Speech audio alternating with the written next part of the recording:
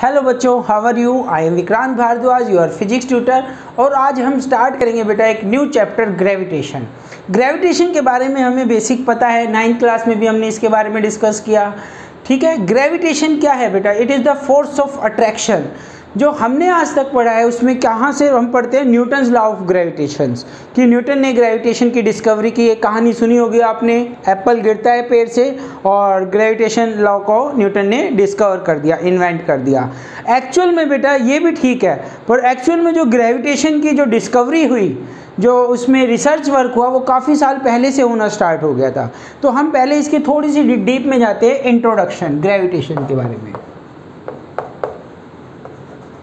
Introduction, ऐसा नहीं है कि न्यूटन ने ही पहली बार ग्रेविटेशन के बारे में बताया। तो सबसे पहले जो साइंटिस्ट हुए गैलीलियो, इन्होंने ग्रेविटेशन के बारे में बताया। Gravitation also tells about inertia, inertia के बारे में बताया। ग्रेविटेशन के बारे में क्या बताया गया बेटा? Every two object of this universe, any two object having mass attract each other. अगर ये दो ऑब्जेक्ट है, इनका मास है, तो ये क्या करेंगे? आपस में अट्रैक्ट करेंगे। Every two object of this universe attract each other. ठीक है, इनर्शिया के बारे में बताया। इन्होंने अपने ही एक्सपेरिमेंट किए, इंक्लाइंड प्लेन का एक्सपेरिमेंट किया। We have already study in class 11। ठीक है, तो इनर्शिया के बारे में बताया। इसके बाद जो साइंटिस्ट आए, टाइको ब्राहेम,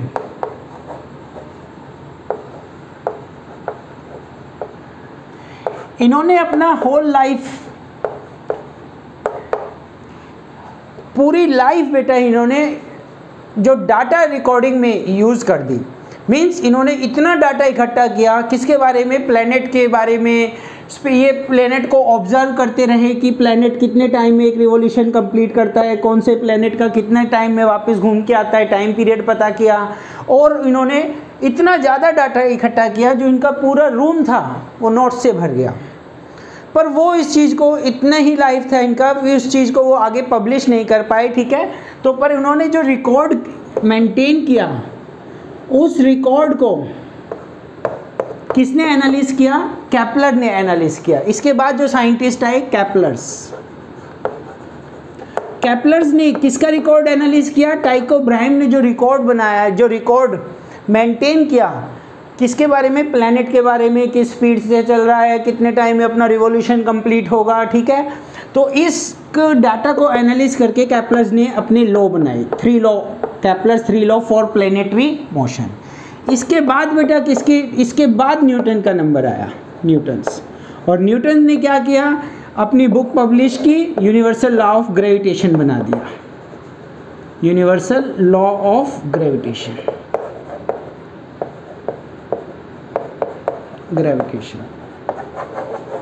ठीक है, तो अब बेटा ये नहीं होना चाहिए कि यहाँ से एक्चुअल में डाटा, सारा जो डाटा रिकॉर्डिंग का काम टाइको ब्राहेम ने किया, केपलर्स ने लॉ बनाए, केपलर्स 3 प्लैनेटरी मोशन, और न्यूटन ने उनको क्या किया? सब डाटा को कंपाइल करके अपनी बुक को पब्लिश कर दिया and known as the universal law of gravitation को इन्वेंट किया, जिसको आजकल हम पढ़ते हैं।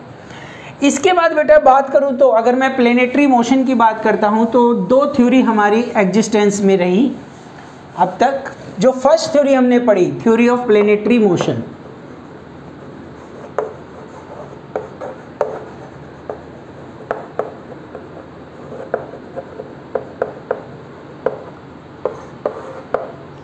जो सबसे पहले जो थ्योरी एग्जिस्टेंस में रही, उस थ्योरी का नाम है बेटा जियोसेंट्रिक थ्योरी। जियो मीन्स अर्थ, सेंटर में, जियोसेंट्रिक थ्योरी। क्या कहा गया बेटा इस थ्योरी के बारे में? इस थ्योरी के बारे में कहा गया, अर्थ इज सुप्रीम, अर्थ एक सुप्रीम पावर है, और इसके चारों तरफ सभी प्लैनेट, सभी स्टार्स इसके चारों तरफ क्या करते हैं? इंक्लूडिंग सन रिवॉल्व करते हैं, and earth is at rest, earth is the centre of the universe. पहले हमारा ये मानना था। क्या मानना था? जियो का मतलब अर्थ बेटा, सेंटर में अर्थ है जो कि रेस्ट में है, and all the planets, all the heavenly bodies including sun, stars, planets revolve around the earth in their elliptical orbit, in their orbits. ठीक है, तो इसको मैं लिख देता हूँ यहाँ पे, geocentric theory. It states that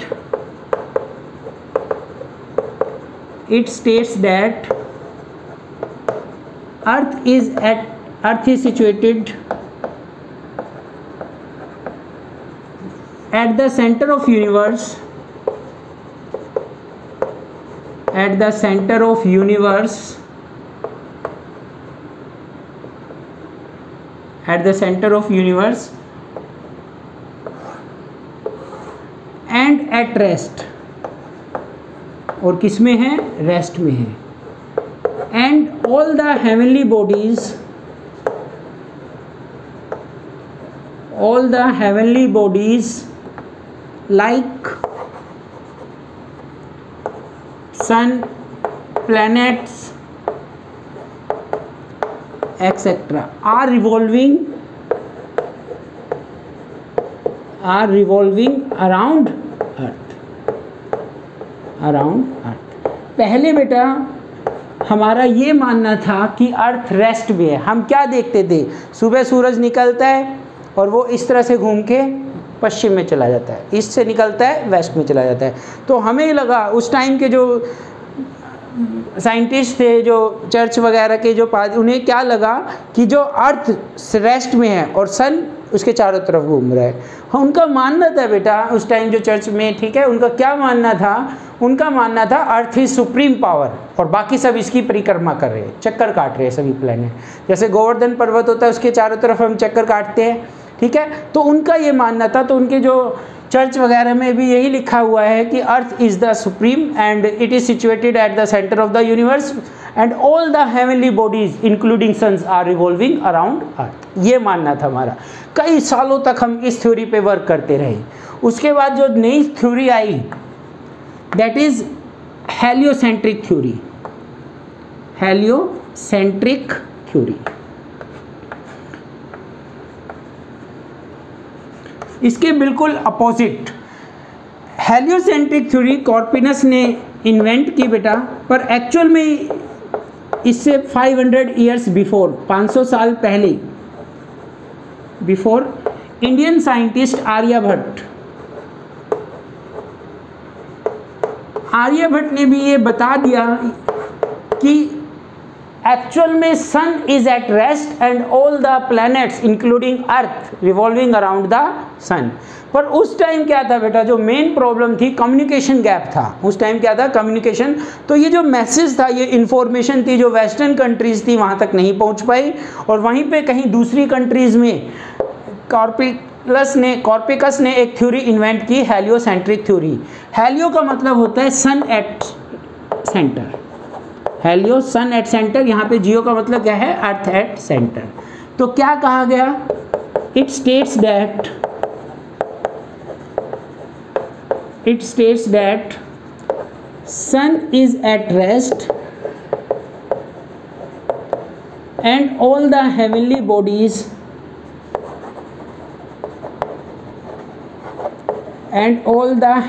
bodies like planet, stars including earth are revolving around sun in their elliptical orbit। ठीक है बेटा, ये कुछ इंट्रोडक्शन, ठीक है। दो थ्योरी हमारी एग्जिस्टेंस में रही आज तक। पहले हम ये मानते रहे कि अर्थ सेंटर में है, सभी चीज़ उसके चारों तरफ घूम रही है। उसके बाद एग्जैक्ट हमें जो पता चला हेलियोसेंट्रिक थ्योरी, एक्चुअल में sun is at the rest and all the bodies are revolving around the sun. इसके बाद हम डिस्कस करेंगे बेटा कैपलर्स लॉ। कैपलर्स ने हमें 3 लॉ इन्वेंट किए कैपलर्स ने, ये Kepler's first law, Kepler's second law and Kepler's third law. चलिए नोट डाउन कीजिए एक बार इसके। अब हम डिस्कस करेंगे बेटा कैपलर्स लॉ। कैपलर्स ने 3 लॉ दिए, 1 बाय 1 डिस्कस करते हैं। Kepler's first law for planetary motion, also known as law of orbit. क्या कहा गया बेटा इसमें, कैपलर्स का जो फर्स्ट लॉ था या फिर also known as law of orbit, इसमें कहा गया all the planets are revolving around the sun, all the planets are revolving around the sun in their elliptical orbit and sun is situated at the centre of the universe which is at rest. सभी जो planets है वो elliptical orbit में revolve करेंगे around the sun. All the planets are revolving around the sun, are revolving around the sun in their elliptical orbit, in their elliptical orbits around the sun in their elliptical orbit, and sun is situated, sun is at rest, sun क्या है बेटा, rest में है, and at the center of universe, कहाँ है, center of universe।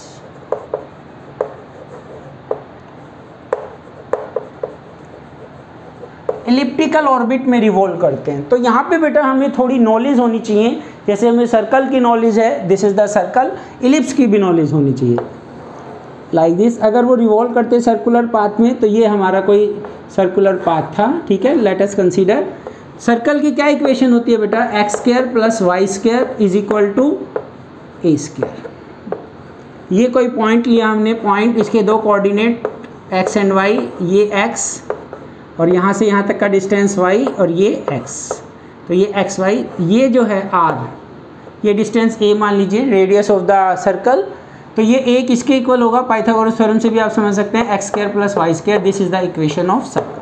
Ellipse के बारे में बता रहा हूँ बेटा, थोड़ा सा मैं आपको किसके बारे में बता रहा हूँ, एलिप्स के बारे में बता रहा हूँ। ये तो सिंपल है, सबको पता है सर्कल के बारे में, ठीक है। Let's see ellipse. एलिप्स में क्या होता है बेटा, थोड़ा से सर्कल को हम फ्लैटन कर देते हैं, क्या कर देते हैं, फ्लैटन, इस टाइप की शेप आ जाती है। यहाँ से हमने क्या किया, इसको दबाया तो ये इधर से ब्लज आउट हो गया, क्या हो गया, ब्लज आउट, बाहर निकल गया, तो इस टाइप की शेप आ जाती है। इसमें क्या होता है, this is the centre of ellipse. यहाँ पे ये जो डिस्टेंस है ये ए डिस्टेंस, ये डिस्टेंस ए, तो ये पूरा कितना हुआ, 2a, कितना हो गया, 2a। This is major axis, कौन सा एक्सिस है, मेजर एक्सिस। कुछ टर्म्स हम यूज करेंगे, terminology, this distance is b, this is b, तो ये कंप्लीट क्या हुआ बेटा, 2b, क्या हुआ, 2b, minor axis, minor axis. तो ये क्या है, पूरी माइनर एक्सिस, और ये क्या है, मेजर एक्सिस। तो हाफ क्या होगी बेटा, अगर ये पूरी मेजर है तो हाफ, इसको बोलेंगे हम सेमी मेजर एक्सिस, क्या बोलेंगे, सेमी मेजर एक्सिस। तो यहाँ पे ये जो हाफ है इसको क्या बोलेंगे, semi minor axis, semi minor axis. यहाँ तक क्लियर, ठीक है। अब इसमें क्या होता है बेटा, equal distance from centre there are 2 focus, कितने फोकस होते हैं, F1 F2, 2 फोकस होते हैं। इलिप्स के कितने फोकस हैं, how many focus, there are 2 focus, and sun is situated at one of the focus, और जो सन होता है इसमें से किसी एक फोकस पे प्लेस्ड होता है। तो लेट अस कंसीडर, यहाँ पे हमने सन मान लिया, दिस इज द सन।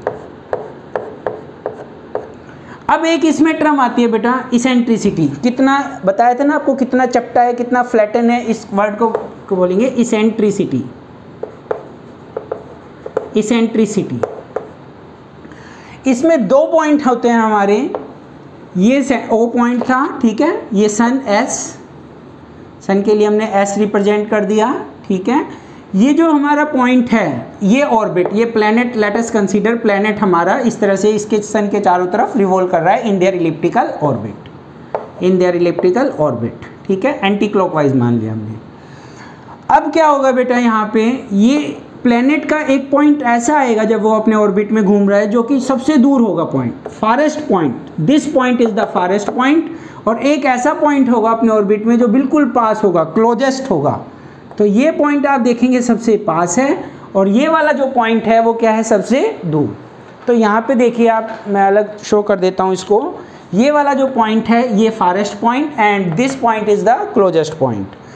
तो ये जो बिल्कुल पास पॉइंट है बेटा, ठीक है, इसको हम बोलेंगे पेरिहेलियन, पेरिहेलियन, और ये जो फारेस्ट पॉइंट है इसको बोलेंगे एपहेलियन,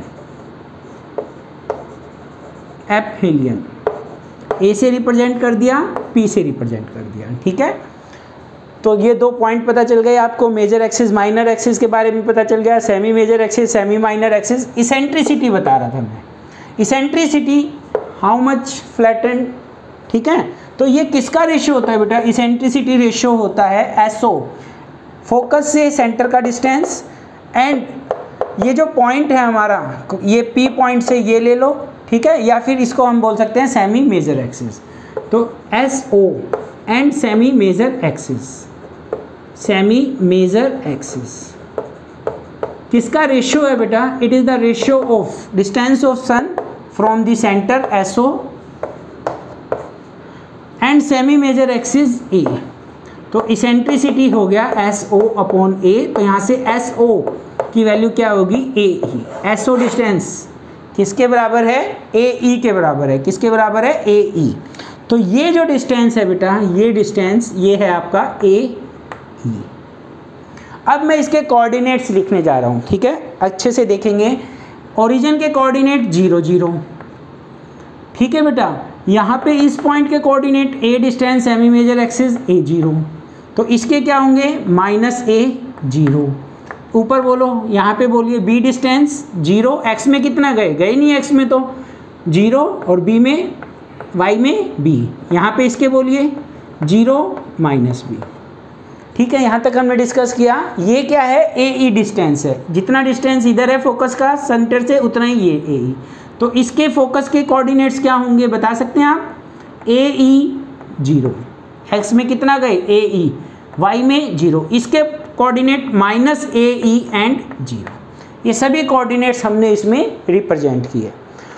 अच्छा, एक चीज़ और हम डिस्कस करते हैं, ये जो फारेस्ट पॉइंट है and this is the closest point, ठीक है, इनका डिस्टेंस कितना है सन से, मीन्स ये डिस्टेंस।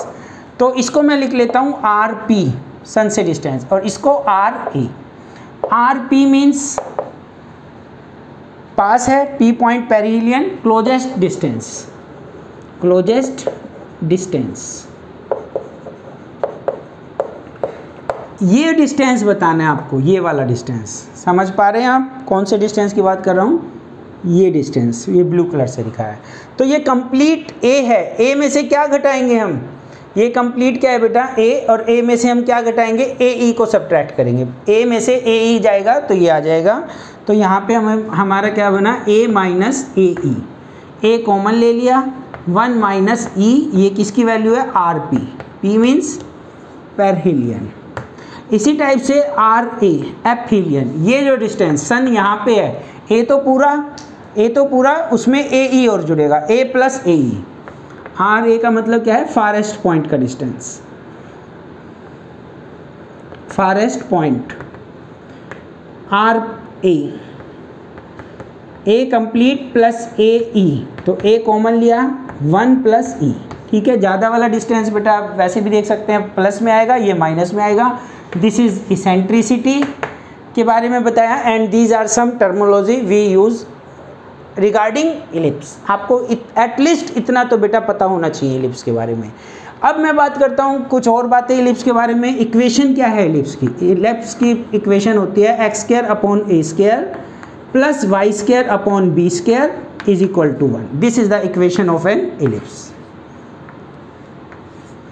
इसके अलावा आपको क्या पता होना चाहिए, मान लीजिए ये प्लेनेट है, ये फर्स्ट फोकस R1, ये सेकंड फोकस R2, तो ये जो डिस्टेंस होगा किसी भी पॉइंट पे हो, R1 R2 हमेशा कांस्टेंट होगा, हमेशा कांस्टेंट होगा।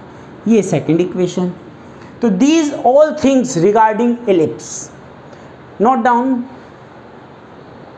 ठीक है बेटा, आज हमने क्या डिस्कस किया, इंट्रोडक्शन डिस्कस किया, ग्रेविटेशन की थोड़ी सी हिस्ट्री के बारे में हमने डिस्कस किया, और इसके बाद हमने क्या डिस्कस किया, 2 टाइप की थ्योरी डिस्कस की प्लैनेटरी मोशन के regarding. First one is geocentric theory and second one is heliocentric theory.